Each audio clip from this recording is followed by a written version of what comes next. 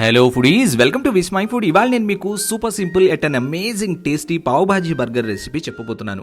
ఎందుకండి ఎప్పుడు అన్హైజీన్తో ఏవేవో పదార్థాలు వేసి ఎలా ఏ చేత్తో చేస్తారో తెలియనటువంటి బయట ఫుడ్ తినడం, ఇంట్లోనే కాస్త ఓపిక చేసుకుంటే టేస్టీగా హెల్తీగా బయట దొరికే వాటి కంటే కూడా బెస్ట్ పావ్ భాజీ బర్గర్ని చేయగలిగినప్పుడు నేను మీకు చాలా సింపుల్గా street food style pav bhaji burger recipe చెప్తున్నాను.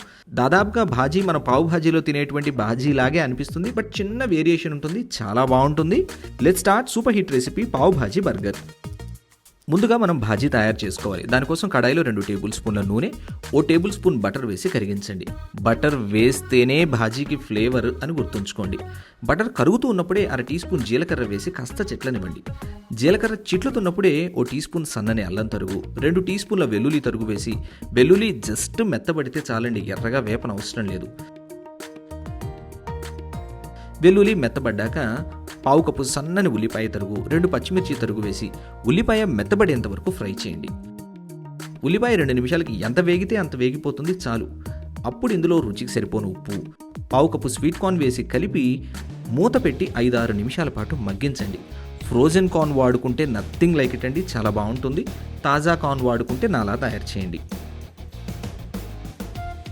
మూత పెట్టి 5-6 నిమిషాలు మగ్గించిన తర్వాత కార్న్ వేగి చక్కగా పొంగుతుంది. అప్పుడు ఇందులో 1/2 కప్పు సన్నని క్యాప్సికమ్ తరుగు, 1/2 కప్పు టొమాటో సన్నని తరుగు వేసి టొమాటో పైన స్కిన్ సెపరేట్ అయ్యేంత వరకు మూత పెట్టి మగ్గించండి. టొమాటో పైన తోలు ఊడి చితికిపోయిన తర్వాత 1/2 టీ స్పూన్ కాశ్మీరీ కారం వేసుకోండి. కలరు ఫ్లేవరు చాలా బాగుంటుంది. లేని వారు మన కారమే కాస్త తగ్గించి వేసుకోండి. ఇంకా 1 టీ స్పూన్ వేపిన జీలకర్ర పొడి, ఇంకా 1 టీ స్పూన్ వేపిన ధనియాల పొడి, 1/2 టీ స్పూన్ గరం మసాలా, 1.5 టేబుల్ స్పూన్ల పావు భాజీ మసాలా వేసి కలుపుకోండి. ఆ తర్వాత ఓ పెద్ద ఆలుగడ్డ లేదా చిన్నవి మీడియం సైజ్ ఆలు ఉంటే వాటిని 2 మెత్తగా ఉడికించుకున్న వాటిని వేసి గరిటతో చిదిమేయండి. ఆ తర్వాత మన దగ్గర మ్యాషర్ ఉంటుంది కదా, దాంతో కలుపుకుంటూ చిదుముకుంటే ఫ్లేవర్స్ అన్నీ ఆలుగడ్డలోకి మిక్చర్లోకి పట్టుకుంటాయి.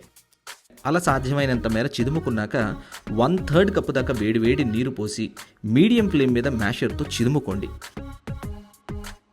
సుమారుగా 3-4 నిమిషాల పాటు మీడియం ఫ్లేమ్ మీద అలా చిదుముకుంటే భాజీ అంతా దగ్గర పడుతుంది. చూడండి, ఇలా ఉండాలి టెక్స్చర్. అప్పుడు ఇందులో కాస్త కొత్తిమీర తరుగు, 2 టేబుల్ స్పూన్ల బటర్ వేసి ఇంకొక 2 నిమిషాల పాటు ఉడికించండి. చెప్పాను కదండి, భాజీలో బటర్ ఉంటేనే ఫ్లేవర్ అండి. దింపబోయే ముందు ఓ ప్రాసెస్డ్ చీజ్ క్యూబ్ని తురిమి వేసి కలిపి దింపేసేయండి. ఇప్పుడు 2 బర్గర్ బన్స్ని మధ్యకి స్లైస్ చేసేయండి. ఆ తర్వాత పెనం మీద 2-3 టేబుల్ స్పూన్ల బటర్ వేసి వేడి చేయండి. బటర్ సిజల్ అవుతూ ఉన్నప్పుడు స్లైస్ చేసి ఉంచుకున్నటువంటి బర్గర్ బన్స్ ఫ్లిప్ చేసి నిదానంగా మీడియం ఫ్లేమ్ మీద కాలనివ్వండి.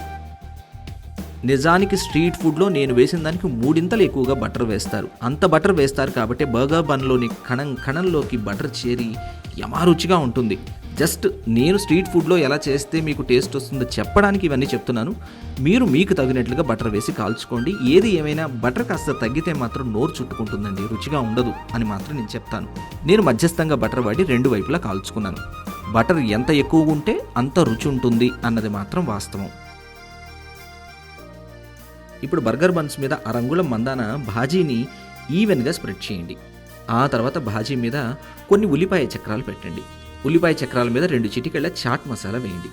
ఆ పైన కాసిని ఐస్బర్గ్ లెటర్స్ తరుగు పెట్టుకోండి. ఐస్బర్గ్ లెటర్స్ తరుగు క్రంచీగా చాలా బాగుంటుంది. లేని వాళ్ళు క్యాబేజ్ పెట్టుకోవచ్చు, కానీ ఐస్బర్గ్ లెటర్స్ రుచి ఐస్బర్గ్ లెటర్స్దే. ఫైనల్లీ దండిగా చీజ్ క్యూబ్ని తురిమి వేసేయండి.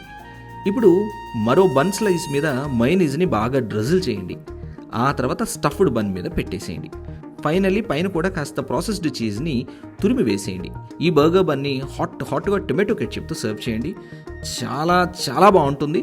మళ్ళీ చెప్తున్నాను నేను, బటర్ కాస్త ఉంటేనే రుచి. ఏంటి, నచ్చిందా? ట్రై చేస్తారా? అయితే డీటెయిల్డ్గా రెసిపీని చదువుకుంటూ చేయడానికి vismyfood.com వెబ్సైట్ విజిట్ చేయండి. అలాగే మీరు తయారు చేసిన ఆ రెసిపీ పిక్ని నాతో విస్మై ఫుడ్ ఇన్స్టాగ్రామ్ని ఫాలో అవుతూ ట్యాగ్ చేయొచ్చని గుర్తుంచుకోండి.